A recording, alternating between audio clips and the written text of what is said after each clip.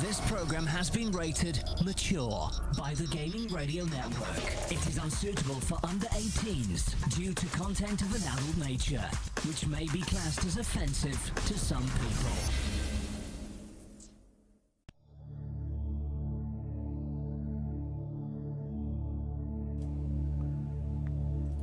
And as we press that button, we go live there. And if I press this button here, it should bring up the video cameras. And hello, we are good. This is This Week in New Eden. Hello, it's Sunday, the 22nd of May, 2016. I'll get the year right. I'm not a year behind. It's the same year. And there goes one of my lights falling down. Because it does. It annoys me. It hates me. It's like, no, you're not going to have space. You're going to move and you're going to fall. And I need to get a proper mount for it. You got too much stuff laying around, man. No, it's a light. It's one of these little lights there that clamps onto the desk. And basically it illuminates the green screen behind me. So there are some places where it doesn't get enough light and it messes up. Hello. Anyway, that was Dirk McGurk. I'm Wiggles and this is This Week in New Eden. Dirk, how are you doing, sir? I'm doing all right. I'm a little tired this morning. You're a little tired? I was up until, oh my God. It was like 6 a.m. my time, so it's now 11 a.m. my time, and yeah. So you're getting there. You've had a couple of hours. You've had a couple of hours. I got up, I woke up a little bit less than an hour ago, threw on some clothes real quick, and ran out to Dunkin' and got a nice big giant coffee or two. Grabbed your coffee, and then we're going to talk about the week in New Eden, as what we do on this show. It's called This Week in New Eden, live here on Eve Radio. It's really last week in New Eden, I guess.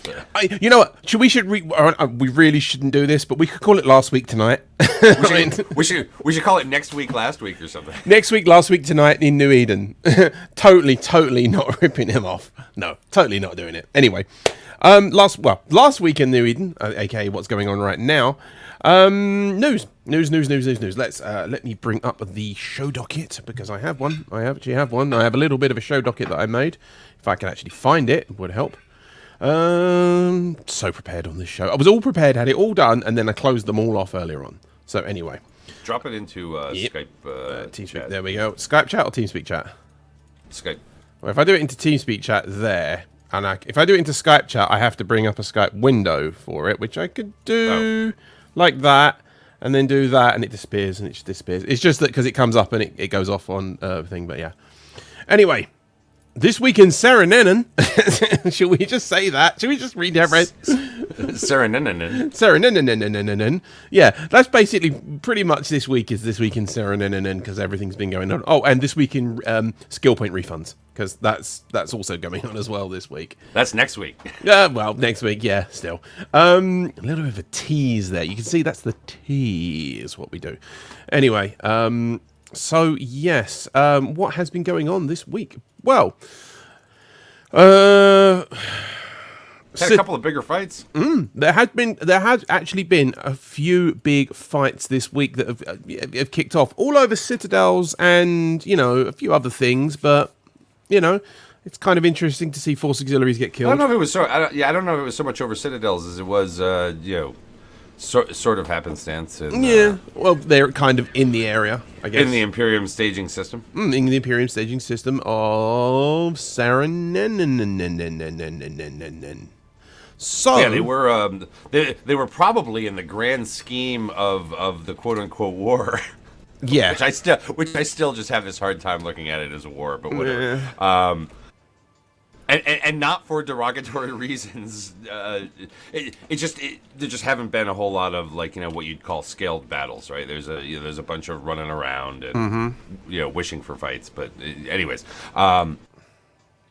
And I totally understand that don't feed the beast, don't give them fights that you can't win or something like that, right? So I do understand that, but in the grand scheme of wars, I would have wished for more bodies laying on the field. But anyways, yeah, so these are some of the more larger battles that have taken place in the grand scheme of the war.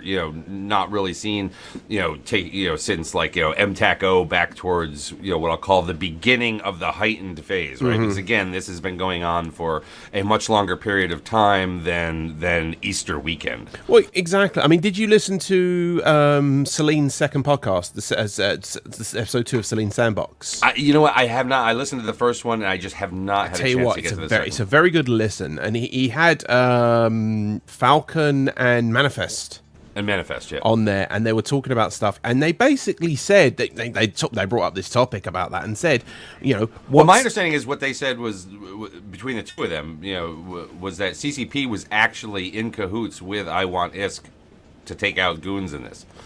No, I'm kidding. I totally didn't even hear that anywhere. That's going to come up on Reddit now. Doug McGurk exclusive on This Week in Needham. CCP in cahoots. Dirk said he heard it. It must be true. Actually, Eve Onion, if you're out there, write it. Write that story. Go. Because that would be on the Onion. But again, basically they were saying that, for the longest time, they look to see if things need to be, I don't want to say influenced, but if they want to put, just that little bit in there and just say, we want to move it forward a little bit. And they look at it to see if it's going to really blow up. Because sometimes they said, again, it's a marketing thing. You could massively, massively market something and then it just is a flash in the pan. It's gone. Or it could be a massive blowout. Or the other thing is it could happen and be huge. And that's why they said they're always a little bit behind sometimes on it. And with a really good reason for, because they don't want to put a ton of money into this advertising and put it out there, Facebook, Twitter, all these sort of places, the free stuff, but also... There's a war in Eve and then nothing. Yeah, they say, big war in Eve and get people, come play for free, and they do it. And then all of a sudden people go, well, where's this war? Where's the people shooting the shit up? So, Well, in some ways, it's odd that you say that, right? Because in some ways, by the time that they really did, and they were very quick to I want to say get on the coverage, right? Scope videos and things like that, which I really applauded, right? But really, by the time the marketing engine of the war got put into motion, was about the time that I was sitting there and going, I don't know that you can call this a war. Yeah, and when people would get mad at me for saying that, it's like, look, I'm not I'm not making a derogatory thing about the fact that there is in fact an attacker and there is in fact a defender, but from a war in a video game standpoint, you're seeing systems fall. You're seeing, kind of the ramifications of a war, but not necessarily the battles, right? Mm-hmm. There have been more battles fought in the social media sphere than there have been, in the war. Oh, totally. And again, that's what it is. You've seen that where people have been, out there pushing things on Twitter. You see the propaganda, and it's the same as it has always been. It's a Fabian strategy, and Fabian was a well-known singer, I think, in the 50s and 60s. Mm-hmm. Again, it's that thing. It's the we're going to do it out there. I see Mitani putting tweets out about all about this, and they've done this and that. It's having his spin on it. Well, here's the thing. How do I want to put this? I don't disagree with what the choice was. After a certain point, okay, I don't disagree with the choice. You do not feed the beast. You don't just... If what you're talking about is a war, that means a war has strategy and it has objectives, right? And if what you're saying is we can't win the battle, therefore we can't win the objective, then don't feed the bodies and the ships into it just for fun. Exactly. If you want to have things for fun, then do things for fun. But so I do understand the strategy, and it does suck for some people out there. Okay, it does, but it is not an illogical strategy. You don't take the battle. You might take a battle that you can't win because you want to have some fun, but you don't do it repeatedly. Exactly. You just do it for fun for the first time, and then once otherwise that's done, you'll never have you won't have the resources to come back and try and do something that air quotes again here for people who are watching, actually mattered later on. Exactly, and that's the thing. Remember, this is the stuff. It's about the actually mattered. When you can say all you want to say and push all you want to push, and have all the hype out there, but at the end of the day, if it doesn't produce results, you're not going to keep your people interested, and they're going to go elsewhere.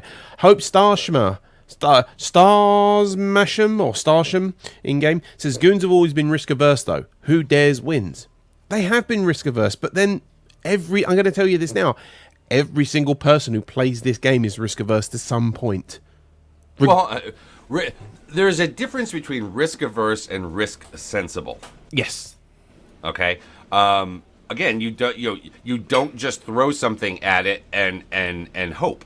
All right. I mean, Eve is that idea that yes, he who risks wins. Okay, that's fine. All right. I want to say that that's fine in the real world. If you know that you can put what would be a knockout blow on somebody and you go all in on doing it, okay? That's a different story in the real world than it is in a place where dude can just go reship, where guy can't actually be killed. You cannot eradicate somebody. You cannot literally cut off the head and end the war. Yeah. It's just different here. I would say that the battle of BTAC-R was one of those. He who risks it wins it. That whole scenario, right? I mean, that was one because up to that point, really, the CFC had not been known for being a major user of super capitals in one of those giant. Really in anything where the potential for something like PL and NC Dot and friends to be able to wield their numbers, which they had been known for, right? So that was something where they did risk it there. There was an incredible amount of risk, and it just worked out the way that it did for a number of different circumstances that we don't need to rehash now. But well, it was I can't remember. It was a podcast I was listening to this week. It might have actually been Celine's one, or it might have been another one. Where actually no, it was Asher. It was Asher's last one. At the Asher Elias, the Asher Hour, where he said, and it goes, you could be one of the best FCs in the game, but if you're going up against someone who's got 1,000 dudes and all you've got is 50 dudes, you've got they can be 50 really good dudes, but... and you being the best FC in the game can make your 50 dudes work like 150 dudes. It's still 150 dudes versus 900 to 1,000 dudes. You're still the massive numbers. It's just gonna steamroll you. And it's the N+1 mentality, which even though CCP have worked to get rid of. You can go down in history like the 300 Spartans, but just remember, the 300 Spartans did die. Yeah, except for one guy. Yeah, exactly. And he went back because he got told he was a bit lame and went back. He went back and said they died. He said they died. Oh, and they fought like... I don't even know that he said they fought like Spartans, but they fought like Spartans, but they died. They fought like Spartans, they died, and oh yeah, by the way, psst, Leonidas said I could fuck you. What? Leonidas at the end did not go, good fight. He didn't say GF in local. GF's in local, boys. Like, GF's in locals. All right, who wants to play tanks? Literally like that. The point at Ospreys is what goons getting their asses handed. But everyone does in a sense. You have Goon Swarm and the Greater Imperium, and the break. We talked about it last week. We all knew, that there was going to be we all knew the breakoffs that were coming, and last week, obviously, FCON left and reset the Imperium. We knew previously that they were leaving. The news of them resetting was new, I think, last week, wasn't it? It was for me. It was, because it was linked earlier and they said, they're leaving. But when they reset, that was they're resetting. And that's the thing. That's where you got to look at it. Like, these little changes and that, breaking up the big jelly donuts. I'm using the descriptors there, but bringing it down to a sort of a more manageable size where you can get maybe 100 dudes on another 100 dudes or 200 dudes. You look at wormholes.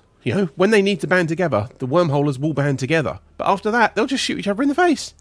Yeah, I mean, look, these the whole idea of escalating by numbers, right, isn't something that goons invented. I mean, this is something that's, that if you have 100 people and the other guy has 100 people and you're having, trouble dealing with them or there's a threat involved, right, then maybe you need 150 people. Exactly. Yeah, and then they say, well, geez, now they've got 150 people, so then now maybe they find a friend. A lot of these ties were looser, in the past, but not really. I mean, you look at the Greater Bob community that existed at the time, and other entities like that, whether it be the Russians out there, who were together for what a lot of what it was they were doing. You're always going to have groups that stay together after the fact. Okay. Yeah. Now, is the MBC going to do that? No, they were brought together for for a purpose. Okay, it doesn't mean that if the threat that requires something of that size were to come back, that they won't get back together. Does it mean that PL and NC Dot will be like attached at the hip? No, NC Dot may go over here and PL may go over there. But if there's a threat to one of them that requires the other, boom, right back together again like magnets. Yeah. I just want to, whereas the Imperium, the Imperium stayed together the way that it did, even though there wasn't necessarily a threat out there that required it, because that was just sort of the type of organization it was. Number one, it was a nullsec sovereignty holding alliance that held space that their people and their civilians and Care Bears and whatnot lived in too, right? The fact that they were contiguous to one another is not some strange thing. Yeah, I just want to respond to Wendigo in games. Because all the Nullsec alliances are Star Lords. I think those are shitlords. Hoarding the moon goo. Then crying poor when it comes to call to arms to ship replacement funds. Goons isn't just any different from any other Nullsec alliance. They're all shit arseholes. Goons just happen to be the oldest and the biggest at the moment. The thing is, the difference is, with the Goons being no different from any other alliance, well, they kind of are. The thing is, all the other alliances, you look at all the other member alliances of the Empire. I could call them corps, they're not. At that point, it's kind of what it is. You look at the member alliances of the Imperium, they work with Goons and get their set up, get their IT and that's up. Goons have a very good back end of people that will just go and do it. You've got your IT people, you've got your security people that know what they're doing and how they're going to do it, and they just do. And they do it better than anyone else out there because they're methodical and they're practiced and they know. Well, here's the thing. I don't know that they do it better than anyone else out there. Okay, in terms of that kind of what I'll call back office administration of what it takes to run alliances and coalitions these days. Yeah. All right. I don't know that I don't know that their forums are any better than anybody.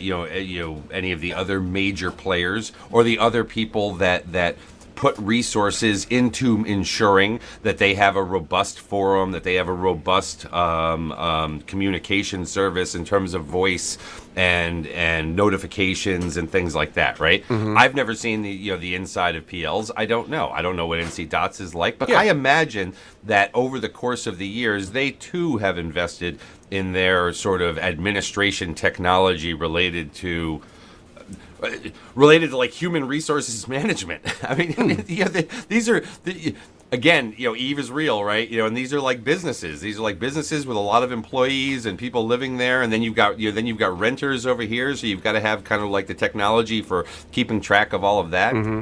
Again, I'm replying to in-game Wendigo. Wendigo said CCP to blame, and they said, well, the CCP are to blame because there's no end game. And the thing is with Eve, yes, I agree with you. There's no direct MMO style endgame like you have in WoW or in any other game out there like EverQuest. What does that mean? Kill the boss? Well, basically, yeah. Maybe we just had another version of it. Yeah. Somebody just killed the new boss. This is the thing. The end game of other games is to be the top of the current PvE content. Remember, most MMOs out there are PvE based, player versus environment. Player versus enemy. Player versus NPC. With Eve is a majority PvP game with PvE elements. You fight NPCs and do that, but the main aim of Eve is to fight other people and build space empires. And that's where, yes, CCP technically are to blame if you look at it that way, but that's the game they wanted to make, and it's been successful. Well, that's the game. Yeah. That's the game they wanted to make. The game. And it says, and also when it says there's no hard cap on numbers, then they introduced tie-dye, which allows them to throw even bigger blobs before the servers crashed. Well, this is the thing. The servers don't crash anymore. Tie-dye stops that. Well, and okay, let's not chicken and egg this, yes. Right? They didn't implement an idea like tie-dye in order to allow bigger fights. What they did was, tie-dye came out of a whole thing of these fights are happening, and what's happening is our game is crashing. We need to fix the fact that our game crashes because our players are choosing to get into big fights. Exactly. Now, then you get into the kind of evolution of it, right? Well, now that we have this thing like tie-dye, we can have even more people in there. and I don't disagree that by adding that it leads to it. But before it was horrible. I mean, if you'd get 400 people sitting in a system and another 400, that was only back then, right? Would come crashing through and black screen and not be able to, and nothing happens for them, and when their shit finally comes back, they're in a station somewhere. Well, yeah, and that's not good for your game either. Well, exactly, and that's what they tried to alleviate, and that's why time dilation was designed. Because remember, at the end of the day, this is an internet-based computer game, which has many thousands of people connecting to it. Single shard. Yeah. I mean, all of these things that are in other ways limited in other places. Exactly. When you look other at games, but when you look at CCP, the difference is with Eve. I'm going to use Warcraft because I play that and I know the analogies. With World of Warcraft, each individual server is made up of nodes, the same as Tranquility is. It's made up of nodes, but everything powers the one shard. Whereas in Warcraft and other games like that, you have individual realms where you play on, and that's what happens. There is a hard cap of amount of people that can get in there, and once it gets to that cap, you're in a queue to get in. Probably would happen the same with Eve if they didn't have it as open as it was, And again, I want to reply again. Wendigo making money off of Metani.com and advertising. I've got no problem with that. Eve Radio, we have advertising on our site right now where you go to look at it. I have a Patreon for the stuff that I do. Dirk, when you guys do with OpenCom Show and Talking in Stations and all that sort of stuff, again, I'm sure TMC, well, they're a Twitch partner. They're using things out there which is allowed within the rules that CCP have set down for partners and media and other people like that. That's why I've got no problem with it. Yeah, again, the whole monetization thing is a really big, it's a really big topic, but one that has been rehashed so many times that if you don't understand it by now, you're just kind of being a bit either bitter about it and don't want to understand, or you don't follow it. But the fact is that look, if somebody out there adds value, to something, even if the basis behind all of that, right, is Eve's intellectual property, CCP's intellectual property, right? Eve, right? Yeah. So what? Somebody has a website. If somebody wants to go there and there's advertising on it, then so be it. If somebody wants to be a subscriber to somebody on YouTube playing the video game, so be it. Exactly. Somebody out there finds that they are adding value, and what's wrong with somebody being able to earn pennies off of?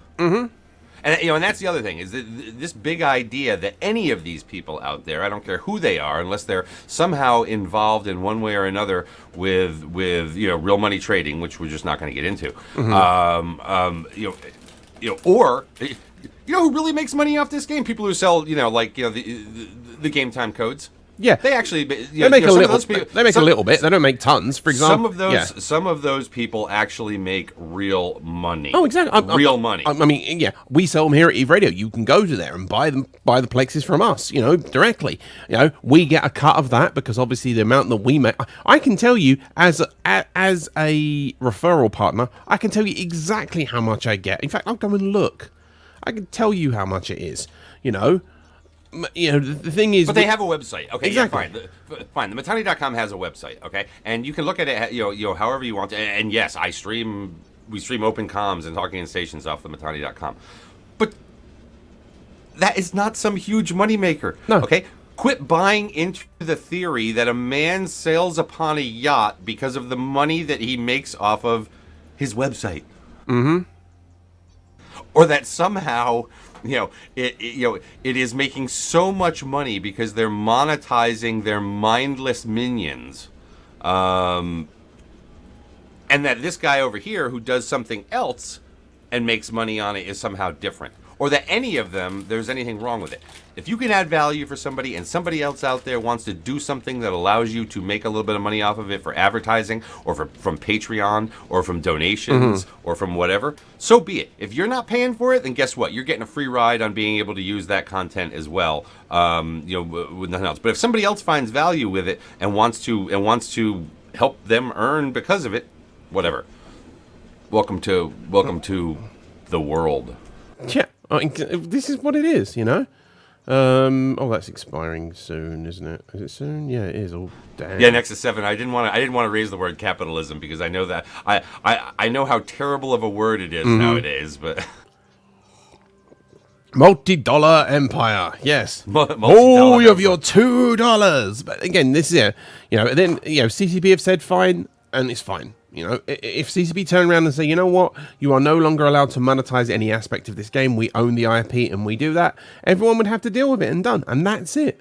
Move on. I'm fine with it. And you know what? You would get a lot more people out there who would gripe about that because they realize, and CCP realizes this too, that by allowing various paths to doing this, okay, whether it be through Twitch partnerships, or the YouTube stuff, okay, or adverts on a website or things along those lines, right, or even subscriptions, so long as subscriptions don't block people without subscriptions from being able to win things that are in-game and EVE and things like that, right?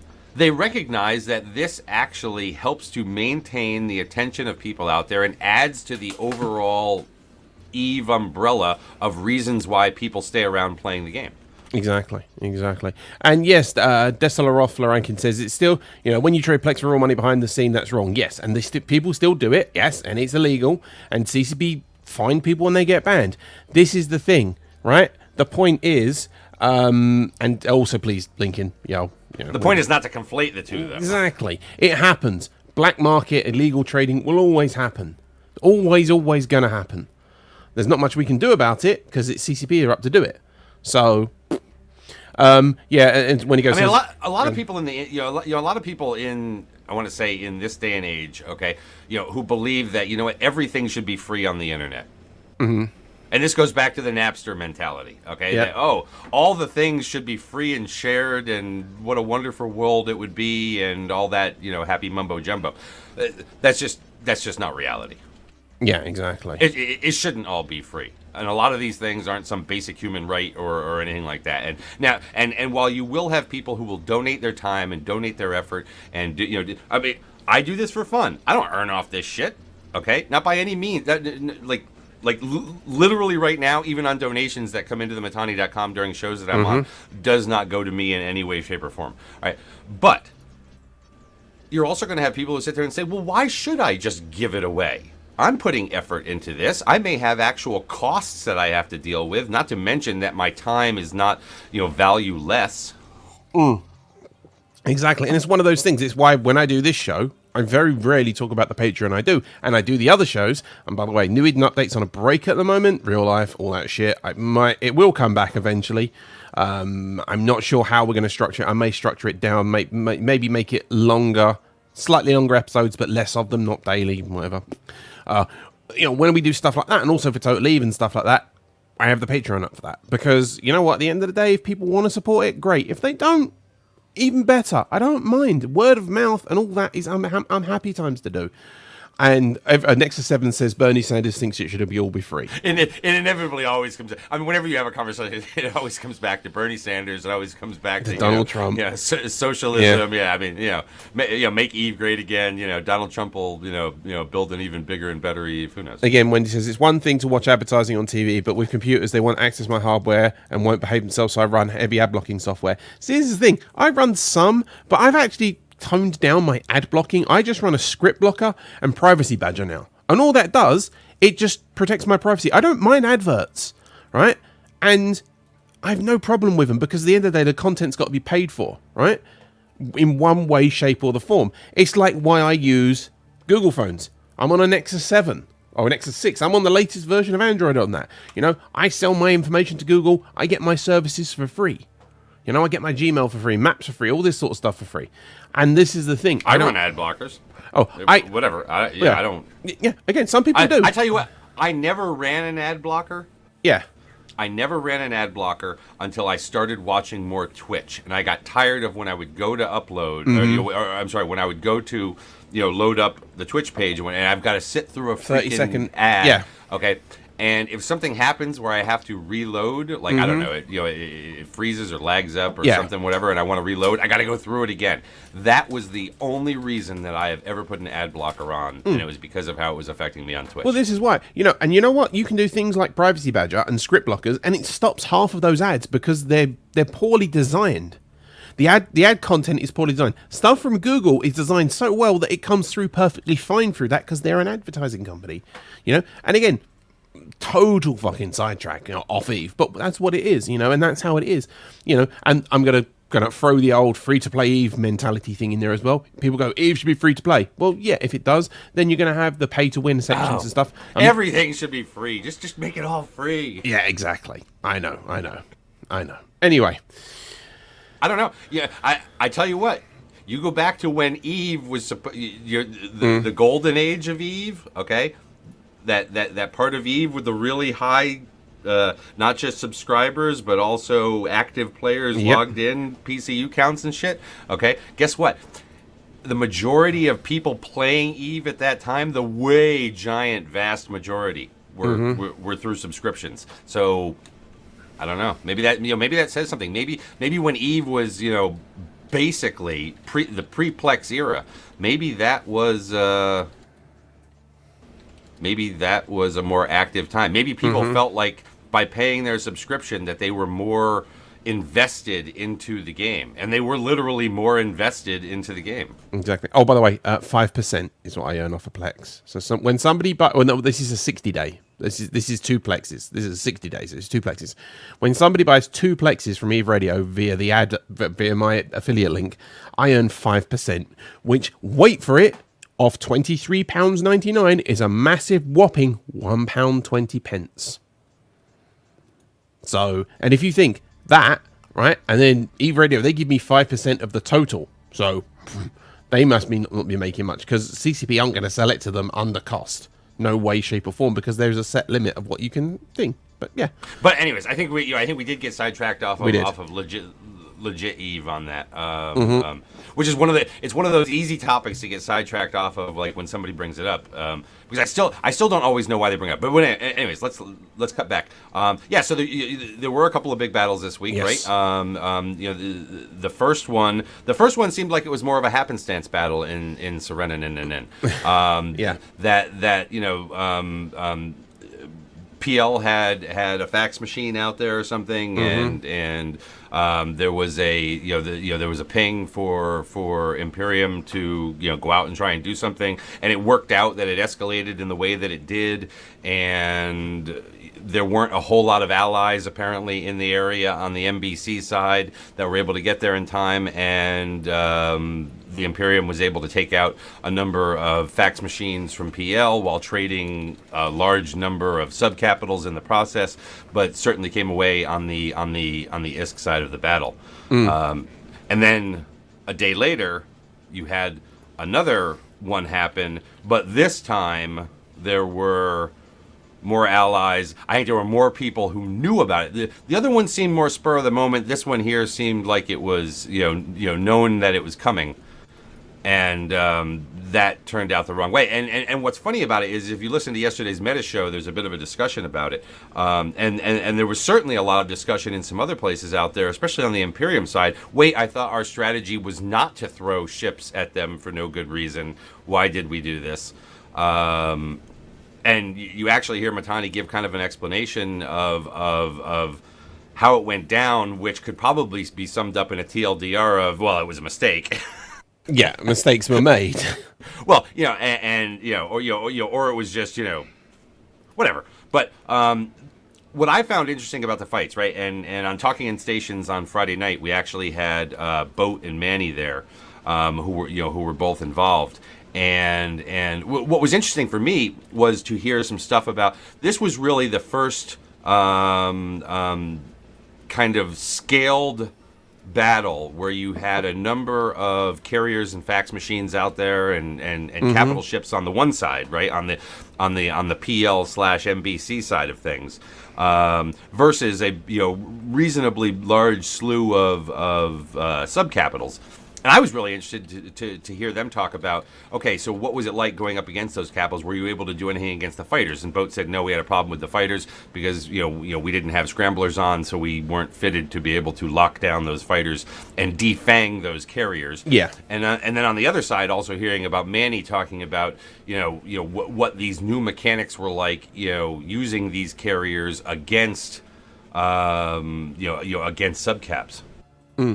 And they can be used, so that's what it is. Oh, absolutely, they can be used. Light fighters are absolutely damaging to.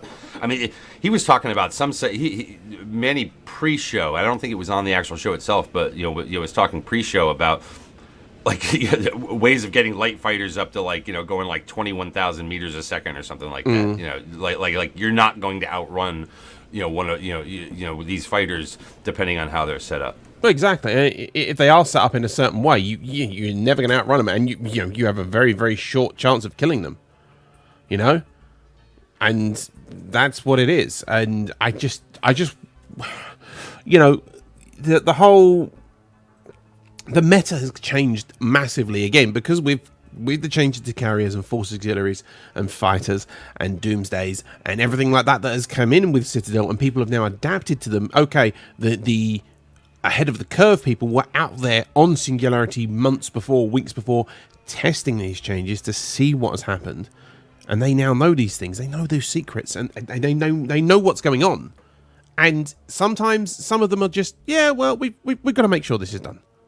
And we're now seeing that meta to adjust. So we're seeing the old slow cats and that, and you're seeing how what used to be and how now it is, and all this, and it's all interesting to see what is happening now, with the meta, and with the fact that 9 out of the 10 citadels that were dropped in Serenanium by the Imperium were lost. Well, I'm trying to think because I'm a little cloudy on that. I was sort of disconnected for a bit, but no, those weren't in. Although Serenanium, they were around. They were around the world. They were around the universe. Yeah. The one that survived happened to be the one in Serenin, which apparently was the bait one. Okay, that here's the visible one, right? But the ones that ended up dying were the ones that they were putting in other places out there, and the ones that they probably wanted as stagings, to get them set up. I think they wanted to be able to get them online, but apparently they all died in that 15-minute window, right? Because when you anchor it, then there's 15 minutes where they can be killed. While they're anchoring, they can't be shot. But then there's this 15-minute period where they can be shot before they can be upgraded. Yeah, and it's basically the recharge. It's got to recharge their shield, the armor and shields. It's got to repair those up before that starts to kick in. Well, that 15-minute period is there. So if you shoot them within that 15-minute period, it stops them. And if they get a sustained amount of DPS, it stops the repair process and starts going into negative. Obviously, you're doing damage. If you can stop that for a certain amount of time, that timer then carries on and it starts repairing. Once it's got past that 15 minutes of not being shot, you can put stuff in it, you can put modules in it, and all well and good. And then you can set your periods and that, and it becomes a fully functioning Citadel. But until that period happens, it's not. It's free game for anyone who wants to shoot it. Yeah, so a lot of these out there are dying in that 15-minute period. But the one in Serenin, visible from Ghetto Station 59, which I probably have the picture, the graffiti and whatnot, because it's low sec. It's there, and obviously, they're playing some stuff with it, but and if you listen to the meta show, the Mittani basically says the way that we went about this with putting up these citadels was not the way that we would do it again in the future, and not just because you lost 9 out of 10 of them, but just it was not the way to have to have staged them. But here's something that I have noticed. Okay, that I have noticed. I've heard from some other people out there who are not Imperium and others. The last couple of meta shows, the Mittani has not been as hyperbolic. He's always a bit hyperbolic. That's kind of the role he plays and the method by which he communicates and A, helps to motivate his troops, but B, also tends to, try and charge up, people to rant and rave and whatnot. But he's not been as much so. I mean, there has been admittance of mistakes made and things along those lines. I've really enjoyed the last couple of them more because of that. Because I mean, look, I'm in the Imperium. I'm a line pilot. It's not like I'm some major big deal or anything like that, which I'm not. And even like that kind of stuff, even when it's your own team, you start to get a little sick of it, after a while.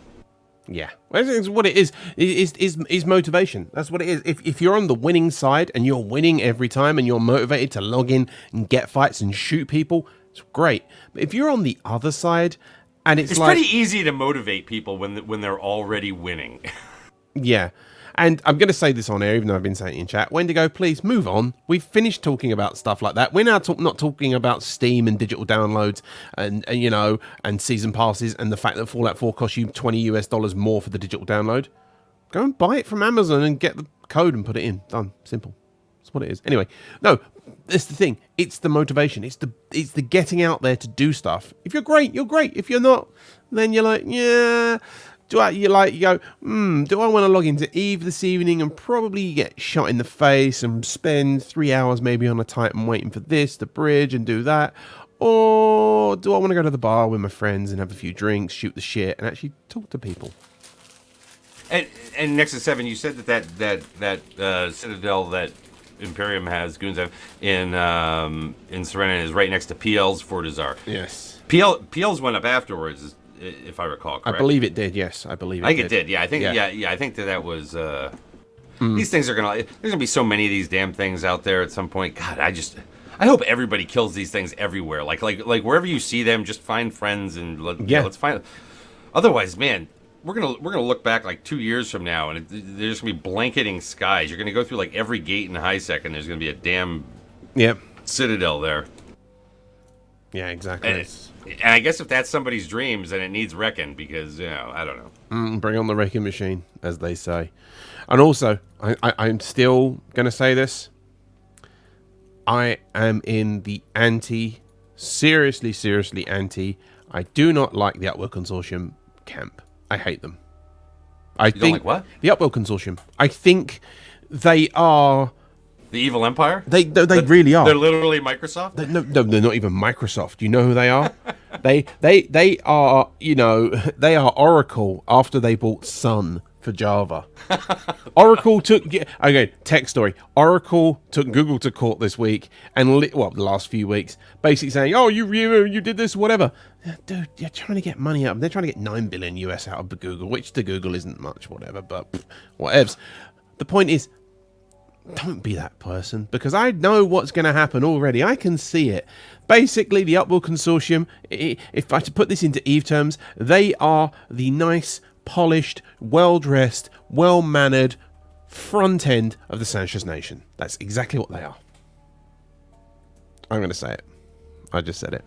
Are all of our Citadels going to turn on us? You're going to get in there, and eventually you're going to be like nice and build your dreams and get people to it, and everyone's going to be flocking from planetside, from down on the planets up to the Citadels, and then the capsuleers come up and blow them up, and then Sanchez Nation go, oh, there's it's not Sanchez Nation.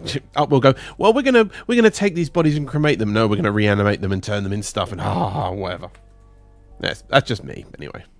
That's just me.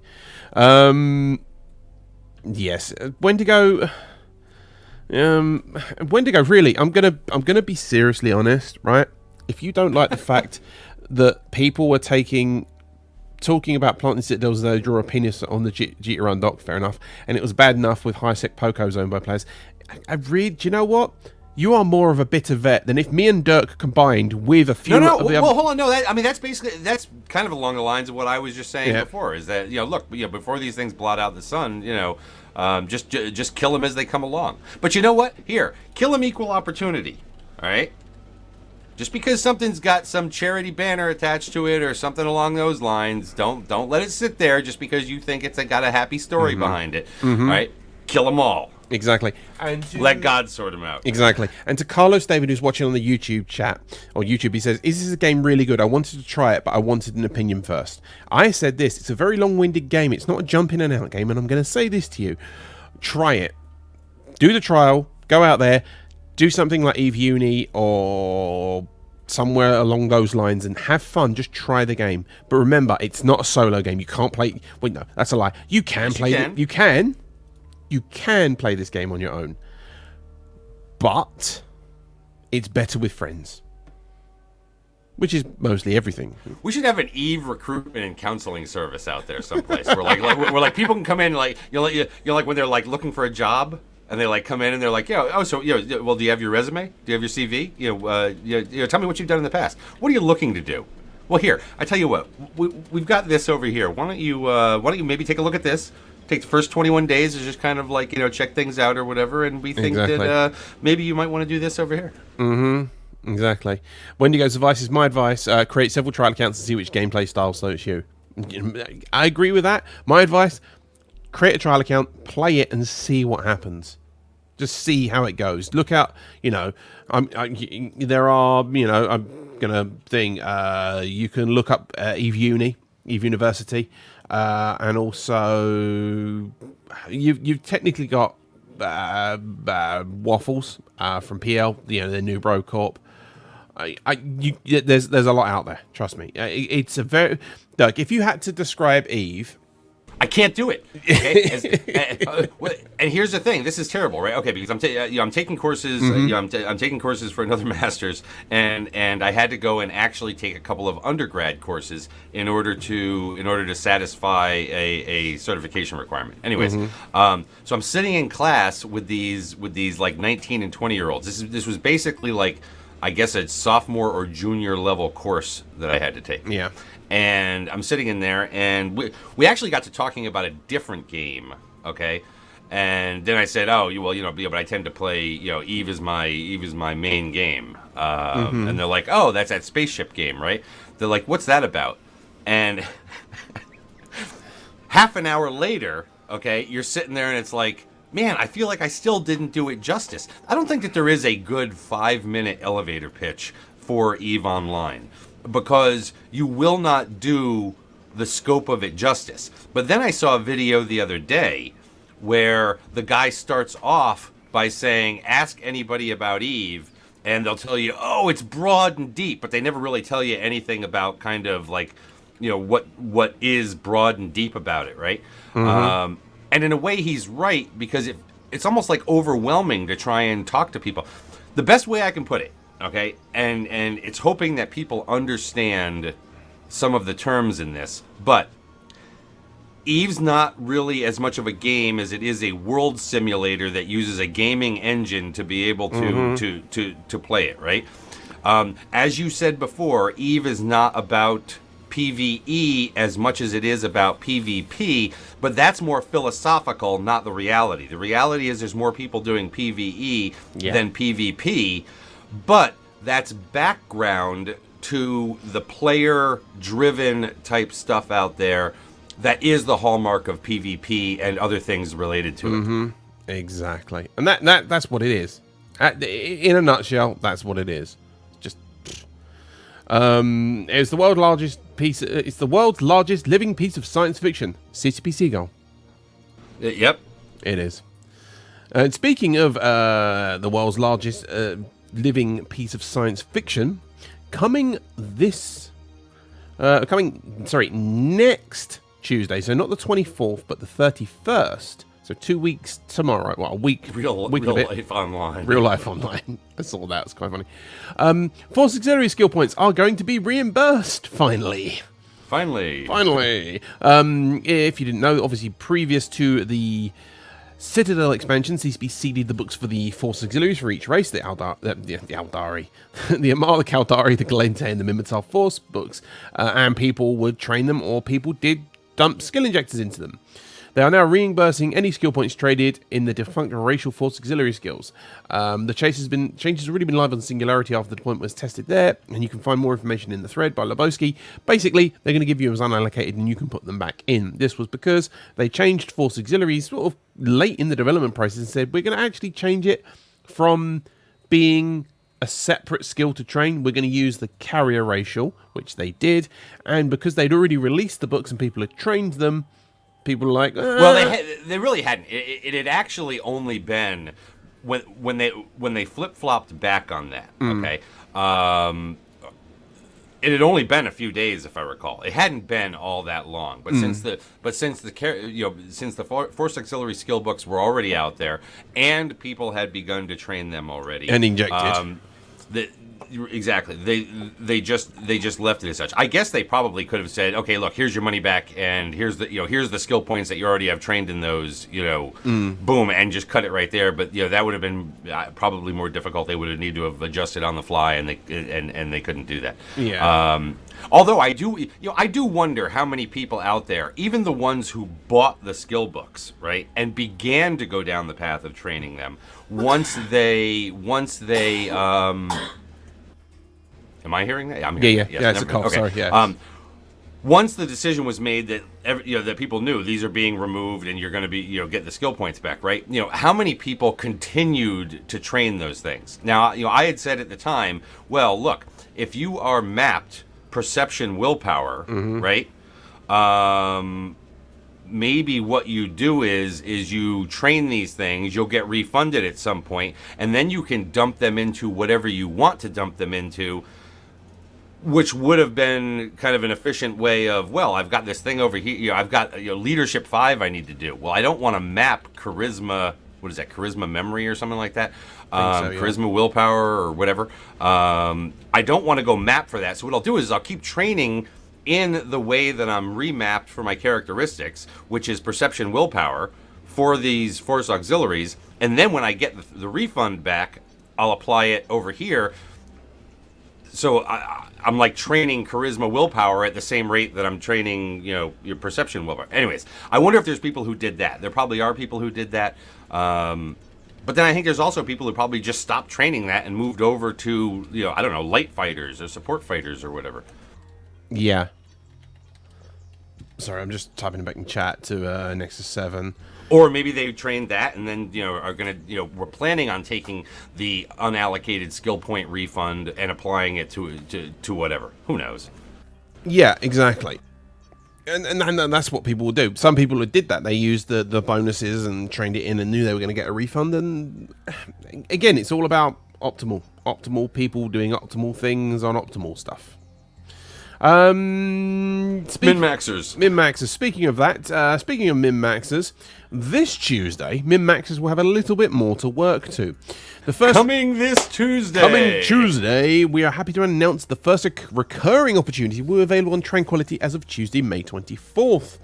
From the smallest patrol frigate... Doesn't the term recurring opportunity just sound fancier than daily? Yeah, it does. It's what it is. From the smallest patrol frigate to the most dangerous pirate battleship in the cluster, whether you're a mission runner, explorer, bounty hunter, or maybe just a miner acting in self-defense, you can earn a daily boost of 10,000 unallocated skill points for your first NPC kill of the day. Good, bad, other, I like it. Again, gets people out there. It may be, and we've said this before, it may lead on to people doing other things. It may lead on to, they just... literally are so OCD that all they did was log in to do that and then log back out again, grab their 10,000 skill points and log back out again. My understanding of why they're doing this, is that back when the skill queue, was shorter, and people were logging in more often just to change their skill queue, all right? When they extended the skill queue, now people didn't have to do that, right? So now you didn't have to log into the game unless you were going to do something in the game, right? Which kind of makes sense. It kind of makes sense to me, but whatever. They apparently want people to just log in. I mean, this is a Nike slogan here, right? For these dailies, just do right? it. Just log in. Yeah. In the hopes, I think, that if they log in to do something, anything, that they'll stay in game and do something else, right? Exactly. Now, to me, there's two pieces to this. One, I hope that's true. I hope that I hope that legitimately works out. As far as the reasoning behind that. The other thing is, I don't care how we get some, a wee bit of extra skill points to some people out there, especially newer players. Okay, I would like to be, like to see them have the option for being able to scrape a few extra skill points off, for doing that. Or even veteran players who, maybe, have something where it's like, yeah, they want to do that. You're going to have people who want to use it. You're going to have people who are so OCD that they feel like they must use it. Otherwise, they're just not getting everything. They're not getting the last bit of juice out of the seed that came from the dried out orange. And then you're going to have those other people who, maybe feel, like, well, since I am logging in, I'll go do that, and I'll pick up some extra skill points or things along those lines. I don't think it's detrimental to the game whatsoever. It may be detrimental to the mindset of some people. I know some people do have that like kind of mentality where they feel like they must log in to get that thing, and then that ultimately burns them out in the process. Interesting question, actually, from the Twitch chat. Is it for... Do we know if it's just for the first...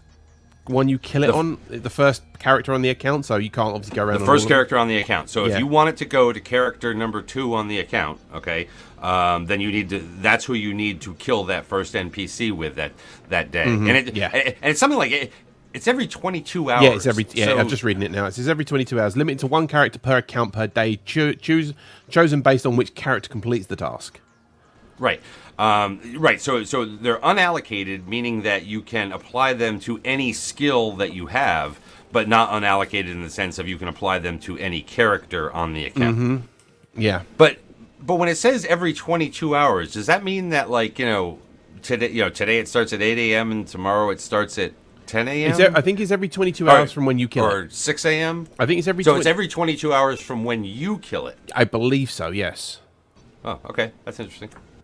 I believe so. But again, it might just be what it is. Also, Sedated Tape, evepodcast.com. You'll get all the other podcasts out. The Eve Reader one's a really good one, actually. I do like it when Sendane does all the he does the chronicles and reads them out. They're amazing. And he has got one of those voices, hasn't he? He's got one of those voices that you could probably masturbate to. I think, maybe. I don't know.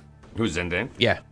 Yeah, he's got that nice voice. He's got that nice voice. He's Although I still think Taladar's got... But here's the thing, right? Zendane he's got a different accent. So, I mean, if you really dig on that accent version of a nice voice, I think Taladar has still got the best voice in Eve. Really? I do. Mm-hmm. He could sing me to bed anytime. You just... Like, not touch me while I'm there, but I would definitely, lay my head down on a pillow and listen. Well, you just sort of call him up and come and say, "Can you get on TeamSpeak? I just need to sleep." And he's like, as soon as he hears, it's like, it's like he whispers, "Good night, Dirk," and he just logs up. You're like, what? I just like when he's doing kind of the nullsec report and whatnot. Yeah. I think he's just got one of those smooth voices, Yeah, he has. Nexus 7, no touching. Also, May 31st. Basically, so when the Force auxiliary skill points get refunded, something is getting given and something is being taken away. The old camera system is being retired with the 18.5 release. Sorry, 118.5 release, which is coming on May the 31st. It says, with now just 5.5% of the community now utilising the old camera system, we feel that the new system is ready to take over your spaceship viewing needs. After considerable amounts of community feedback... I wonder how they measure that.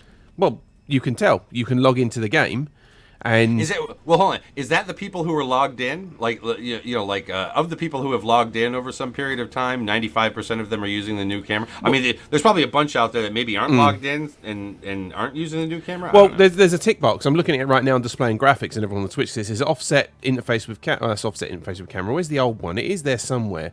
There was the old camera option. It might be under general settings. Didn't it default to the new one? And yes, you it did. Turn it back to the old one? It did. It's experimental features under general settings. It's try the new map, try new probe direction scans, and try the new camera. The new camera was automatically turned on. And there are a lot of people that got... Zekanafian says, auto starts as new cam and has randomly turned itself back on before. Yeah. You know why it's 95%? Because you can't keep it shut off. Yeah, exactly. I'm just saying that there are there are some people this week actually on the Eve Radio Facebook page. One person actually, I think it's Mark Caraba, was saying, "Oh, we don't like it, and it's a bad idea." But at the end of the day, they're removing it because they need to do that so that they can get rid of the old legacy code, which it is using to do new stuff. And remember, the new stuff that it uses this for is all the new fighter UI and all the infinite distance camera, I believe. Yeah, it was all related to a lot of these changes that they were making for Citadels and Fighter, and I think Doomsday stuff related to Capitals. Well, and Super so you Capitals. can do the Arc, or the Arc is the only one you put, but you do it like that, and that's what's happening there. And again, that's fine. It's going away. The old camera's freaking going away. Whatever. But saying that, the old scanning system went away years ago, and people are like, no one's bitching about that anymore. Well, actually, they're still bitching about it. There is one person bitching about that. Big Country. This is Eve. We will bitch about this for a long day. A year from now, we'll be having a a discussion out there, and somebody will be like, "God damn, I'm still pissed about the camera." Mm-hmm. Well, the new map will eventually be the default map, and the old map will go away. And this is what happened. New probe scanner hated it. Went back to the old one again. Wendigo, you seem to be bitter and old. You don't like change. I bet you have your money. Do you remember when they moved the undock button from bottom left to top right? Holy shit! I mean, how many? Do you know what? Now I don't go down to the bottom anymore. But there were so many people with muscle memory. You'll see it on the Twitch feed. It's like muscle memory, absolutely. Well, look, Microsoft, click. right? Your start menu was down there, and this was what was funny, right? Yeah. Okay, so hey, look, everything major is bottom left, right? Microsoft start menu. Eve, undock, okay? And then they move it up there, and it's like, oh my god, you'd have people for ages just due to muscle memory going to right-click down there and going, where the hell is it? And remembering it's up there. Yeah. And then Microsoft went and got rid of the start menu button down there, right? And you're like, oh my god, everybody's getting away from bottom left. Exactly. But at least Microsoft figured it back out and put it back down there. Well, Microsoft actually put a start menu back in Windows 10. Yeah. Also, here's a little thing. If you haven't already if you haven't already upgraded to Windows 10 and got your free upgrade, or if you're thinking I don't want to do it, put it this way. Do this for me. Back up your system. Do a system backup so you've got it. Do the upgrade. If you don't like it, you've got 30 days to roll back. But do the upgrade, put it on a Microsoft account so it's activated, because come June 29th, give or take the middle of June, well, I think it might be July everywhere, but Microsoft said it's going away. The free upgrade is going away. So, get it. It's a free operating system. Otherwise, you've got to pay for it. And I know people are like, I don't pay for operating systems. I don't like it. You know what? Deal with it. Done. Righty. I do. Quick want to go back to go back to the skill point dailies, and that was okay. So the quote out on the dev blog piece of it or whatever from CCP Skill Rise was, if this goes well, we hope to expand it in several ways. So the other thing that we need to we need to be thinking about here, right, is this is their baseline entry mode to this thing, right? I would expect that it's going to be changed over time. Probably you will see changes relatively soon in the grand scheme of things. But what they're going to do is they're going to use this, go out, kill one NPC, get 10,000 skill points, to see what's the uptake on it, right? And then who knows? Maybe they change it. Maybe it's not just kill an NPC. Maybe they maybe they make you do something. God, hard to fathom, but maybe a little bit more consequential for 10,000 skill points. I don't know. Not that 10,000 skill points is like the end of the world or some shit, but but maybe they do something that actually makes you do something more than just that minuscule little tiny thing. But then again, maybe they also expand it. Maybe it's activate a mining laser for a full cycle. Maybe it's maybe it's do other things other than just kill an NPC. And Gentleman Gamer in chat says, and he was forever known as CCP Skill Rise. CCP Skill Rise. Yeah. Hey, if Fozzie can have Fozzie Sov, then you gotta Skill come Rise. up with other things. Yeah. Other things for other CCP people. Ghost in the Machine. But no, I mean, it will be interesting. I mean, there's a lot of people out there that have discussed over the years. I mean, I remember significant, lengthy enough conversations with other people, including BC and guests we've had from time to time, regarding what if what you did was you allowed for people who are actively playing the game, that while they're actively playing the game, they're beginning to accrue kind of a bump in their training speed. Mm-hmm. Okay, almost similar to like an ESS, right? Where the longer it's active, the higher the bonus is you're getting for while ratting. Well, maybe while you're out there doing things, and maybe it's somehow measured in some actions per minute type thing or something along those lines, right? But when you're actively playing EVE Online in the game, not our broader version of playing EVE Online, but maybe that is the thing that helps you, accrue more. And for the people who are just logged out, they just get it at the, they just get it at the base training, the base training level. It could be. At least that would feel like you're being rewarded for continuing to play longer, as opposed to just this idea of, well, we just want you to log in. Exactly. I think that may happen. I think that may actually happen. Well, again, it's a test to see if people do it and they like it. Something might happen. Again, these are the sort of A/B tests that happen in gaming and in the real world. You see what happens. You see changes, and it, that's how it is. If you never have changes and you never have A/B tests and people don't saying, we'd all still be running Windows 3.1 for work groups with 28 modems. Yeah, I mean, they're going to be looking at a whole number of things beyond just, are people logging in to do it? The people that did log in to do it, did they log right back out again? What was the average play time for somebody who logged in and did this within, I don't know, the first 5 minutes? What is the age of characters that are logging in to do this? Yeah. Because even though it might not be as important for, say, somebody like myself with 150 million skill points, right? Mm-hmm. Do I care to log in just to do this? Absolutely not. Okay. Exactly. But there will be people out there even with 150 million, because again, this is not like skill injectors where it's regressive for the more skill points you have, right? You get 10,000 skill points if you have 150 million, and the guy who has 5 million gets 10,000 skill points. So it's it's just that flat 10. So whereas with injectors, of course, it gets regressive and really starts. What is it, 150,000 or whatever? Noisy says to you, what Dirk is describing is what he's hoping to hear at eVegas. Maybe. That would be, well, let's put it this way. But by that point, we will have had enough time to be able to, not us, but CCP will have had enough time to be able to analyze this.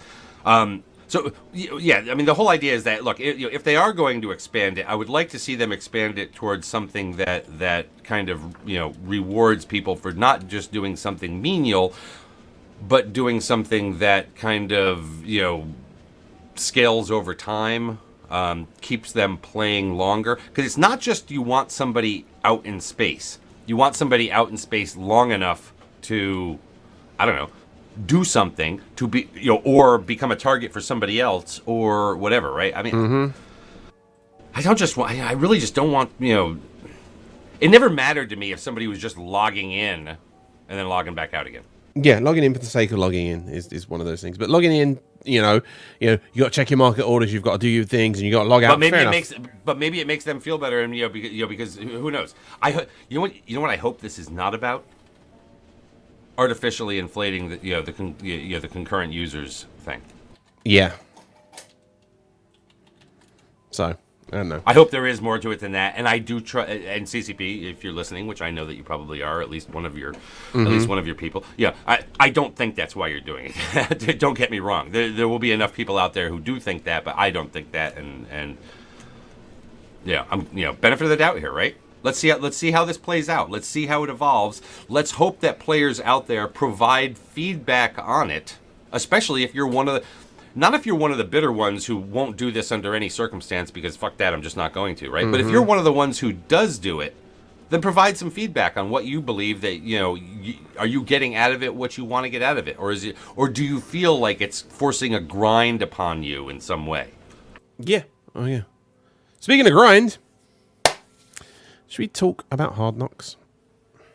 Hard Knocks, yeah. They go down in the history books, don't they? They do. They go down in the history books as of May 19th, as of 02:02 this morning. The Wormhole Alliance Hard Knocks Citadens became the first alliance to anchor a Keepstar Citadel in their home system of J115405, also known as Rage. This is reported on Eve News 24. Humorously named Fort Knox, the Citadel would have been built at huge cost. The blueprints for the Citadels are released less than 1 month ago, would have not yet been researched. As a result, the base cost would have been significantly higher than the estimated 120 billion-isk base cost of a Keepstar. Yeah, we had Muad'Din on Talking in Stations on Friday night. He heads up their logistics, not like space magic, space repping stuff, but just the logistics, because there's a lot of logistics that go into living in wormholes. And he was the one that was behind the building of it. He was also the guy who was sitting in the gunnery chair when they fired off the Doomsday for the first time, because they were also the first to do that, firing off a Keepstar's Doomsday. And he was on talking about it, and he said, I think all in it was. I'm gonna 300 something billion or something like that. Between the mods and everything else. Mm-hmm. I mean, I'm just looking at the GT market right now. Astra houses, there's a fair chunk of them on there. Looking about 1.6 up to 6 bill, because people just haven't edited their orders since they first came out. Fortizars, you're looking at about 26.9. Well, in fact, there are only 1, 2, 3, 4, 5, 6, 7, 8 in the perimeter or in the Forge market region. 26,950 million, and they have been selling. 1 or 2 a day. Hell, there was 3 the other day that went out. And again, no Keepstars up yet, but nobody's going to really sell a Keepstar, or at least transport it to Jita to sell, because it's massive. You don't want to be that person who's flying in from perimeter. You got through the perimeter gate. You're in Jita now. You're on the way into 4-4. Keepstar in your obelisk, just sailing on through. Nothing to see here. Nothing to see. Every day is Burn Jitta when that comes through. Exactly. But again, none of those up there. But that's when you look at it and you look at what goes into the Citadels. And the structure equipment. Let's have a quick look at the Doomsday devices, because there are currently 4 Doomsdays on the market right now. 2.4 billion is the lowest, and 8 billion is the highest. None of them are sold, according to the last 10 days. So nothing is sold. Well, they can only be mounted on a Keepstar. So yes. There's been one order all the way back, going all the way back to the beginning. So the 10th of May, 1 order was up and 1 was sold. Well, it's only been 1 sold. Maybe it was the first one. Maybe that was the one that went on. Exactly. Exactly. Guided bomb launchers. There's a load of them up there. They've been selling like hotcakes because, they will be, because they're new. And again, this is what it is. I'm pretty sure. That Doomsday can only be used on a Keepstar in null or wormholes space. Yeah. I don't believe that. No, I do not believe that they can be used on 1 and low, although I'm not going to say that as straight up fact. No, actually, it just says this module can be installed in a Keepstar or Upwell Palatine Keepstar. This module does not function in high security space, so it looks like it can function in low sec. So it can function in low sec. That'd be interesting. Stick it on a Keepstar in low sec. YOLO. Yeah, well, But again, here's the thing, right? Even low sec will be easier. Well, I don't want to use the word easier, but my brain can't think right now. To destroy a Keepstar in low sec than in a wormhole. Okay, yes. I do want to hear feedback as time goes on, right?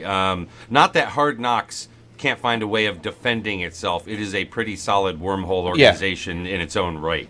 Okay, but you layer on the fact of what it takes to get enough ships, get enough DPS through to be able to fight the entity as well as the structure.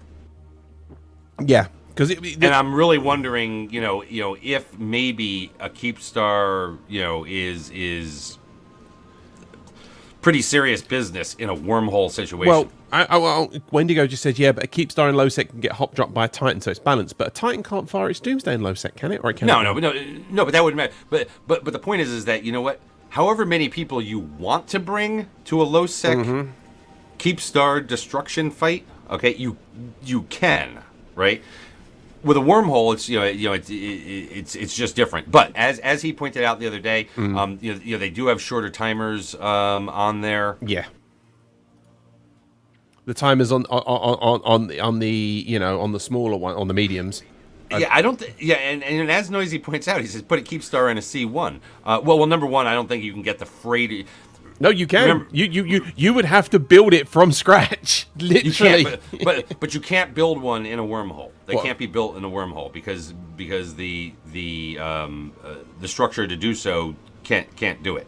So like you can't use a pause to build one of these things. A Keepstar. It doesn't have. Well, no, you could build. Couldn't you build? You can't fit the materials in the manufacturing array. Not to build the first one. You build the small one, and then you go from the medium to the large to the extra large. I don't know. I don't think you can. I think the answer that I had heard was nope. You can't build a Keepstar in there just based on limitations. But whatever. I mean, shit. If you could put a Keepstar into a C1, holy shit. Yeah. I mean, it would.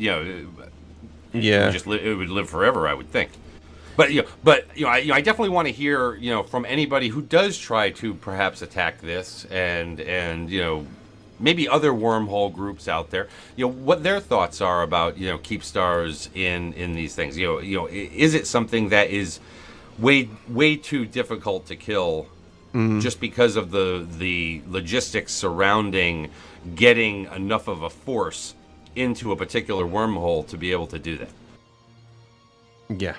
And to answer Osprey's question in chat, has anyone got the special Keepstar yet? It's the Keepstar.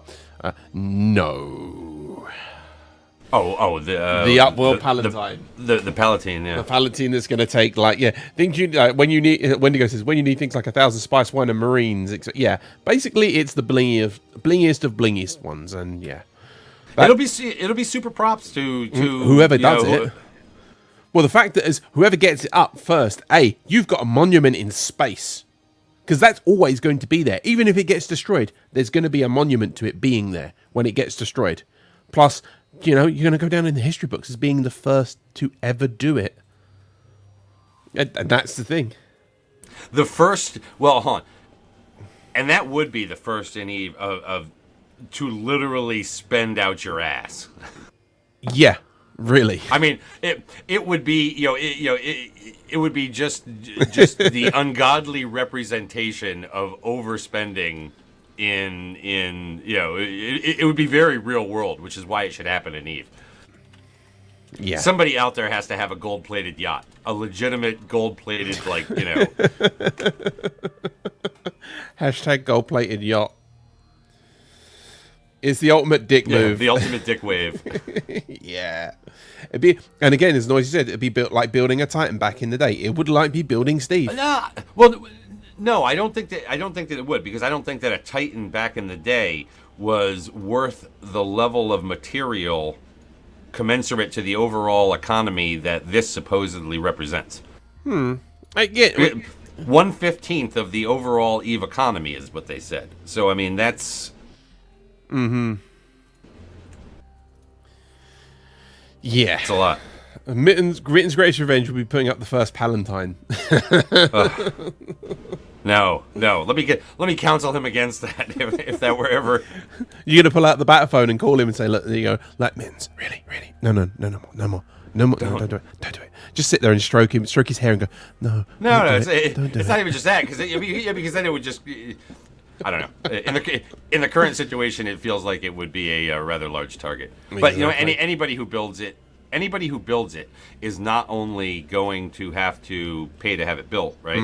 And who knows, maybe somebody out there just decides that they're going to kickstart it in some way, right? Crowdsource the building of this and name it after the beneficiaries or some shit. So basically, Cribber, we're talking to you. Get on it, bro. Well, no, but then also is going to have to basically have the resources and or friends enough, right, to ensure that it stands. Exactly. And this is the thing. Because you're not going to sit there and put up something like that and go, I built it, I just want to see it get destroyed. Go, guys. Oh, dear. Oh, could you imagine that? I built it, now just blow it the fuck up. And everyone goes, we're going to do it. And you go, oh, by the way, I put it in 4.4. And you're like, you motherfucker. It's like 190 million K or 4.4. You're never going to get enough DPS to blow that up. Zach says the return of Mole. He plants the first Keepstar in Delve. Now that would actually be really funny, right? That would. Where it's like, it just names it, I'm back, bitches. Yeah, and who's it been funded by? Oh yeah, it's been funded by Kugu. Not obviously on the Kugu account, but someone else. Just, under a different account. It's like, I funded it. I broke out the credit card. Just, oh dear. What else has been going on this week? What else has been going on this week? You know what? Apart from that, really, it's been a quietish week. There's been fighting going on. You had the 07 show. Did you see the 07 show? I didn't watch it live. I skim watched it this afternoon before this show. The show started off, and this is what I want you to do. If you haven't watched it, well, hold on. You said you skim watched it? I've watched the first bit. Did you see the opening? Okay. Oh yeah, I know. I'm all in. I'm all in with that. I had it up, but it was kind of off to the side, and I was doing something else, and so I'm just listening, right? And I'm like, who the hell's taking a piss? Yeah. And then I look over, and my first thing is, who's pissing into a plant? And it was just guard watering CCP plant. Well, Minitong actually says, the I Want Is Go would put the one right in front of 4.4 if he could. Well, you talked to it. You've talked to him on was it on Talking in Stations? You actually had him on. Eep, yeah. You had Eep on there, and he said he'd look into it, but even that would be a bit rich for his blood. He said. Well, let's put it this way: if it's not somebody like one of the casinos out there who are just swimming around in ISK, right? Then it would have to be a consortium of people of very big money, which would probably come back to, honestly, with the cost of this thing, more bankers. I mean, more bankers. The ones who's funded parts of this war and stuff like that. Just a lot of liquid ISK to be able to do that. So who's going to do that? Are you going to expend your alliances? Even if you're one of the super rich alliances, right? You're going to go and waste your money on that? No, of course you're not. No, you're going to use it for SRP. That's there for the good of your people. Good of your people, the SRP. And summer vacations. Summer vacations and the illicit RMT. Yeah. I'm just joking about that. I know we are. We just have to make sure we're joking about the RMT and the summer vacations. Just joking. Well, it is funny, right? The alliances, okay, the big rich alliances back in the day used to be the primary targets of the RMT accusation. Of course they did. It was because they were the well-known big money in the game. Oh yeah, they're the ones that had the money and they can always go and say, right, we're gonna roll in Hurricane Doctrine, and then they kill it and go, right, we're gonna roll in Apocalypse Doctrine or Faction Navy or it was just the tossing accusations at various groups out there. And look, it's not to say that it didn't go on, but anyways, they used to be the thing, right? Now, because there's even bigger, more liquid money laying around that is in the hands of fewer people, right? If you talk about the 1%, these are the 0.001% types. It's the casinos. So the accusation gets thrown out there about the casinos. Darwin's proofing alliances game. Seem poor. Darwin's proofing game. Scared Mitani will hear you whisper more. You know what? So I don't know if it's not somebody like Eep Yeah. or something like that, then it's probably not somebody at all. Yeah, I don't. To be honest, I think it won't get built now. Well, it might do if somebody has, a bucket load of real life money, and I'm talking, as Wendigo said, if you won the lottery, if you were just like set for life, as in millions and millions of pounds and dollars, like you won the Euro Millions, 150 million pounds, or you won Like the I was Powerball. just shitting $100 bills. I mean, Look, if you won the Powerball and took it all in one go and didn't take, the thing, and said, like, literally, I've got $700 million. What am I going to do? Right, CCP, I'm going to crash your market because I'm going to buy all the Plex and do this, and then I'm going to buy Palatine and put it Got up. it. And that's why people who win the lottery end up going broke because they're just dumb. They're shit with money. Mintong whispers station in MQ in under 30 minutes on timer. There we go. Well, Noisy Gamer And Noisy says, yeah. Well, he says, why wouldn't someone set their alliance to gather the materials? Honestly, if you can set your alliance to gather that kind of materials, there's probably a better thing that you could do with the alliance that your members have worked for than that. Unless that is like, your ultimate goal is like, well, we want to put this up because then we'll be known for this. Exactly. And again, this is what Eve's about. It's about making stories and legacies. And you look back, Andrew Groen's book, I'm 3/4 of the way through it now. He talks about the legacies and the histories of the Goon barbecues, and all this and all that, and where people met up for real life stuff and do that. And, the whole thing of, Moo and people like that back in the beta where they were formed and they knew they came from, other games and came into this game and did what they needed to do and did it amazingly and just, and battered the shit out of people and won and knew what they were doing. And it formed a lasting history. The first time, this week's Crate and Crowbar podcast, which is a PC Gamer podcast, and thank you to Drox for following. They said, they were talking about it, and they said, oh yeah, they built this Titan, the first Titan in the game, and someone said, oh, about a name, and they called it Steve, and they laughed about it. And I laughed about it when I saw it, because, everyone knows Steve, but it's the first time, it was the first one to be built. It's Not everybody knows Steve. Yeah, most people know Steve. I can tell you right now, there are more people that play Eve right now. Oh, yeah. That think Steve is Steve Renukin. Okay, than know that Steve is the name of the first Titan build. Might be. But again, this is what it is. It's that the history. Mintong says, "Poor Steve." But again, it's about the history of doing things.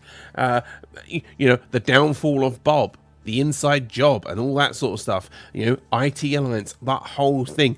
Goon Swarm, the current war, which I'm not going to name it because I can go back in time once the war is won, and whoever names it, I can put a war in there, a name, whether it be or and I just leave that for myself. World War You said B though. Yeah, whether oh shit, I did.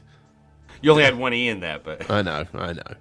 Still, Anything else on the table this week? Vegas. Get your tickets for Vegas if you are going, because that was something that Guard mentioned on the 07 show the other day. And I'm going to be honest, I did not hear it. I probably should have.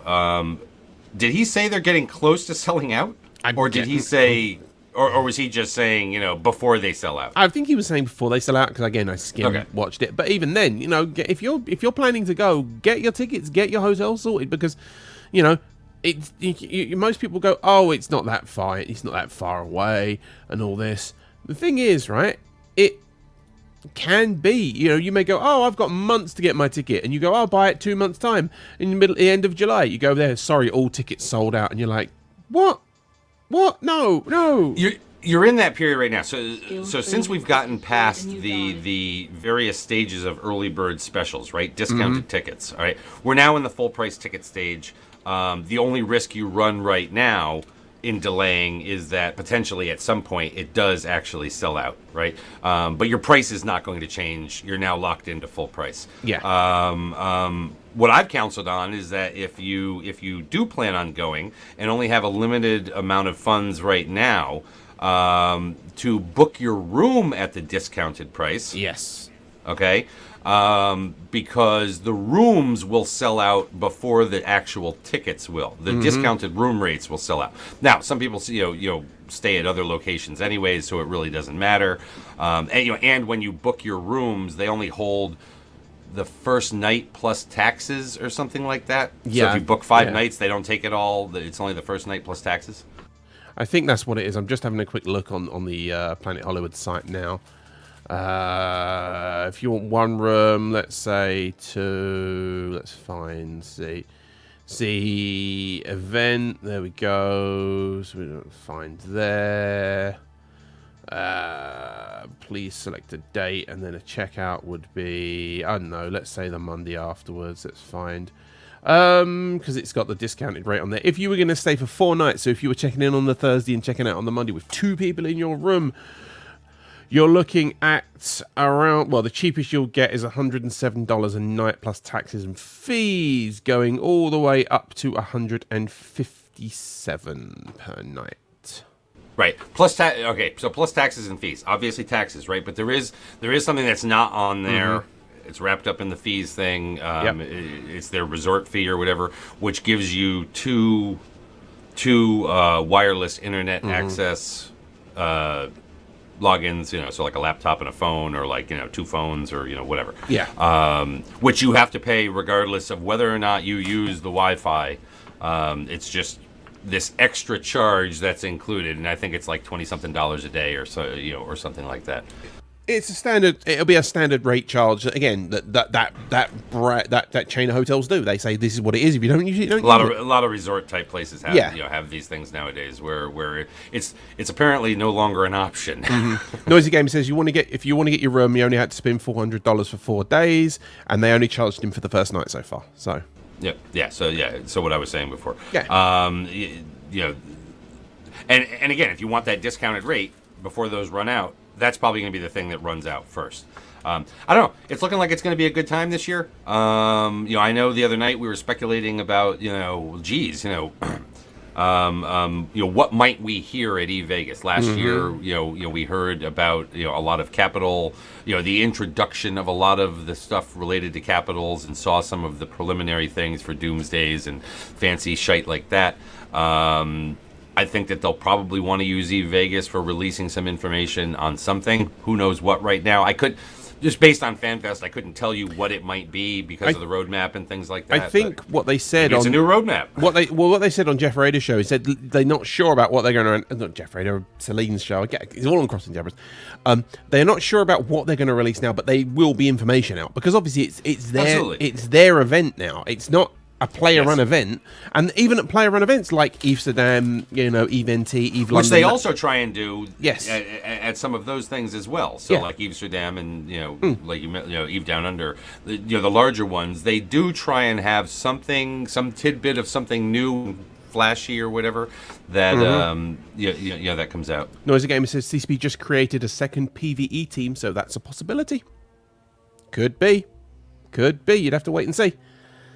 But here's the funny thing, right? Okay, so before I've got Eve Vegas in October, all right? In June I've got Eve Northeast, which was Eve New England, which used to be Eve New England. It used to be held up in New Hampshire, and at that time that was just too far from where I am in Pennsylvania. But now it's like an hour north of where I live in Pennsylvania, so I really have no ability to say, oh, I can't go, right? Because it's just too close.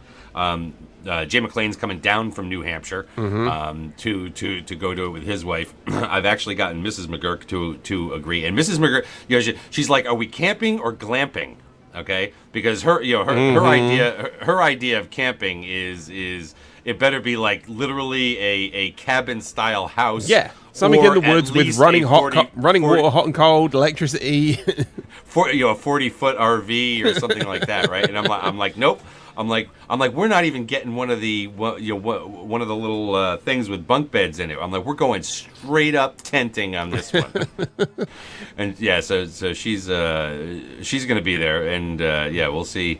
As I said to Jay McClain, I said, I don't care what goes on at the event itself, right? The only thing that I'm concerned about is rain, because in the event of inclement weather, I have this feeling that Mrs. McClain and Mrs. McGurk are going to end up at the casino hotel that's probably about half an hour away. They're going to be like, she's going to come to you and go, Dirk, honey, have you got the keys to the car? I want to get something out the car. You're like, yeah, sure, there you go. And you hear the car. Just see a cloud of dust. It's a cloud of dust. She's like, and you get a text, I'll see you in 3 days. And you're like, bitch. And Jay McClain just goes, he comes back from having like a Pudel stick battle, goes, I'm so pumped, where's my wife? Where's she gone? Looks at his phone, back in 3 days. Bitch. He's like, ugh, and he starts fighting people. But yeah, whatever. I think it's gonna be a good time. It runs. It starts on like midday Thursday and runs until Sunday. So it's actually like a few days there. Of just hanging out, bullshitting with Eve nerds, and maybe having a drink. I don't know if they serve alcohol there or allow it. No, actually, I do know that they do. And, and it will be flowing in plenty. Tito's Vodka will make an appearance. Will make an appearance. Now the question is, it will make an appearance, but I hope the Tito-fueled New Year's Eve Dirk doesn't make an appearance. No, he never makes an appearance in real life. He only makes an appearance in video game-oriented things. Video game-oriented things, or maybe some real-life political things. For example. No, even there. I know. Still, I think unless there's anything else we want to go over, I think that's pretty much going to do us for today. We had a good hour and a half to talk about stuff. You know what? Before we do, let me have a quick look at the price of the markets, because I looked last week. I want to have a quick look at the Plex prices. Is Plex still below 900? Plex is currently, right now, 912. Oh, no, it's in the wrong order. There we go. Yeah, hold on. Yeah. Right. Well, the cheapest you can buy in Perimeter, I'm guessing it is at Perimeter 5. What's high buy and low sell? Well, here we go. Sellers, Perimeter, 912 million ISK. At Perimeter 5, location, 50% off at between 0 and 1 a.m. So, yeah, that's the Keepstars that are out, or the Citadels that are out there. In Jita itself, in 4.4, 924, 888 you can sell it to the market for. So, looking at the averages right now, the average price is 889. The low was 91, but that's just a thing. 995 on the high. I mean, that's a reasonably wide margin, I think. Yeah. Between the buys and the sells. Yeah. I don't know. I think that we found some footing here in kind of this just under, but right around 900 million mark. It's sort of leveled. Noisy Gamer says, I noticed the price rise. Was there a big battle or someplace? Well, there was, the battles this week, the fights that took on. But when we were talking about it last week, when the prices sort of drops down, you can see that I've looked on the thing. You can see the moving average for 20 days. The 5 days it dropped really, really drastically, but the 20 days one, it slowly was dropping. But when you look back on the last 10 days, it was dropping down from the 950 to the 920 to the 900. And it's sort of your longer term moving average is gonna move down slower. The 5 days has moved up again, obviously, so it's dropped down to 860, but then it's moving back up. So the projection is up to about we're looking about 898, about 895, maybe something like that. But it could change. As I've said before, here's what's funny about the current situation, right? You don't see any articles out there going, "Oh man, this Plex is too damn low." Mm-hmm. Everybody likes it when the price of gasoline comes back down. No, exactly. Except for the people who sell gasoline. Exactly. Except for the people who sell oil, right? The people who are upset about where the price is, right, are the people who have bought Plex and are sitting on their investment. Let's call it. But nobody cares about the rich, so don't worry about it. Well, they're sitting on the investment, or they bought Plex at 1.1 billion and they're sitting on them and they're now 900 million. They're like, I'm not selling it, Sure. And they may not sell it again because I'm not going to be one of these people that say it's never going to happen, but Plexes may never reach 1 billion again. You don't know. For all of that information, though, I don't think there's been anything that shows that the long-term trend is not still upwards. Just like you can have, we just have never really gone through a what I'll call bear market decline in plexes. We've gone through spikes. We've gone through pullbacks off of spikes. Maybe even bits of dips, but we haven't, witnessed a kind of, bear market in them over any sustainable period. So if I had to bet on trend, I'd bet on trend. Well, I'm looking at the yearly trend because the maximum you can do is the year in game. Funnily enough, we are at parity of where we were just over a year ago. Plexes were just under 900 mil, give or take. And there was the slow rise and then the massive jump to 1.2. And then it hovered around there for a bit and then dipped around to the 1.1 and back up to 1.2 around about February. And then skill injectors is, you can see the cliff and it's been going down. Now, it'll be interesting to see in the next 6 months if this continued downturn carries on. I agree with you, Dirk. I don't think it will. I think it will level out and it may start increasing again. It may take a couple of months to do that, but it will get there. It will definitely get there. I don't see any real reason why there would be a continued downward pressure. It just fundamentally it wouldn't make any sense. But that's what it is. Weirder things have happened. Oh, definitely weirder things have happened. Definitely. So that's pretty much going to do it for us for this week of This Week in New Eden here on Eve Radio. Either you've been listening live or watching live, thank you very much. Twitch.tv/Eve Radio Live where you've been watching, or on YouTube, which is a stupid YouTube link, but it's a YouTube link. Bit.ly/TwineYT, all in capitals for TwineYT to get you to the YouTube. Or if you've been listening in podcast form, thank you very much. You can get past shows and episode notes at show.gamingradio.net. And also, I do need to say that last week we did launch the work in progress of the new Eve Radio /conglomeration website, which is gamingnow.net. I will put that link I'll put it into there so you can see it, obviously, and I'm going to stop it so it doesn't come through on my end, because when it will start there. But yeah, it's the new site there. I'll put it into Twitch chat and into in-game. Basically, pretty much, it's... let me just go there and do that there so it works. GamingNow.net is the new home of Eve Radio, even though it still works at eve-radio.com, and that will always redirect there. It's a work in progress, so we're still, it's still slowly working on things and stuff. It's talking about all the other games. So we got EVE Online, Star Citizen, Elite Dangerous, and then the featured survival games like Ark, Daisy, and Worm, and some other stuff and that, all on there. So it's just brand new facelift for it, really. You can find Dirk on Thursday nights on the OpenCom show, correct? Yep. And also on Friday nights on Talking In Stations, both on Dirk's there for the first hour, and then his cousin comes in the second. What, Dirkio, oh Drunkio? Nah, just Loud Dirk. LoudDirk.com. He's still nice. He's still a nice. He's a nice guy. He's a cousin. He's a cousin. He sometimes keeps going a little bit. And also on Friday nights on Talking In Stations with Matterall and crew, both over on the Matani.com's Twitch feed. You can follow Dirk on Twitter, obviously at Dirk McGurk. You can see it just below his picture. You can follow me on Twitter at WigglesGRN. You can find out everything that I do. Eve-radio.com is where you're broadcasting live. Make a donation if you can. Keep us on air. Also, TotalEve.com had its redesign, relaunch. We're still working on a few things, but a little bit of the backstory for that. The IP for Total Eve, which is part of the part of the Eve Radio backend hosting, which I pay for on there. I pay for some of the hosting for it. Got banned by CCP a few times because it was pulling too much information or doing too many pulls. So we had to work on it and work out why it was doing it. And instead of the old site used to open up all the time, and it was every time the site loaded, it would poll and get the information. We changed that. We've it. We've had to use slight databases and that. So it is slightly slower to load. But the reason is, otherwise, we can't get all that information directly and it doesn't load properly. The other thing as well, completely redesigned it so you can log into it now. And if you log in, you can hide the feed. So say, for example, you don't want to see the feed. Podcast.com. Yeah, so you don't want to see that, or you don't want to see TMC, or you don't want to see... It's just too easy for people to say TMC. I know, it's on the front. You don't want to see a certain feed on there, you can hide it. And coming soon we are currently working on color customizations and that as well. We're going to have the Empire colors. Hello Kitty. Are we going to have Hello Kitty Total Eve skins? You know what? I would probably work on that. We will have the 4 Empire colors, so Amar, Caldari, Galente, and Mimitar, but you'll also be able to customize it, and I might put some sort of Easter eggs in there, sort of thing.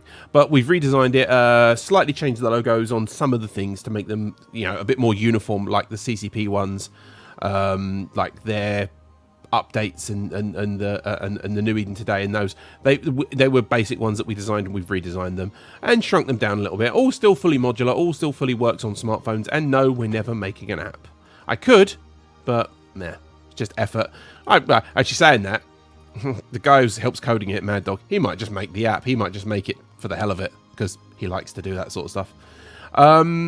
So pretty much that's it for this week in New Eden for Sunday, the 22nd of May 2016. I'm not going to say 15 again. Remember, Tuesday is a few changes, and next Tuesday is a few more changes to EVE Online. Dirk, any more? Game of Thrones episode 5. You've got Game of Thrones tonight. I haven't watched any of the new season. In fact, I've only ever watched one episode. And my girlfriend and me were going to decide. She's going to decide whether she wants to watch it. If she wants to watch it, we'll watch the whole season, because we've just watched the entire series of How I Met Your Mother. We watched that in like 2 months on thing, and we've just started Sex in the City again because girly shows, always good. Anything you want to say to the ladies and gentlemen of the listening public, Dirk, before we end off here tonight? No, just thanks for listening once again. It's always good to have interaction from the audience. Thank you, people in chats and various places like that. You know what? Just shout out again to Hard Knocks for getting that Keepstar up. Damn right, they're doing the job. I would say if I was an Amarian role player, they are doing God's work, but they're not, because I'm not a role player. So I'm not going to say that. I guess it's Bob's work. They're doing Bob's work. They are doing Bob's work. They are doing Richard's work. And Robert is your father's brother. There you go. Bob's your uncle. Take care, fly safe, and if you get potted and all that, go onto the forums, whine and complain, because that gives the ISD something to do, and then you can lock your thread and have a timeout. Later. Peace. And Nexus 7 says, Dirk, come back to CO2. You never know where Dirk could end up. Hell, next week, Dirk could be in an NPC corporation in HiSec, mining in a belt. You never know.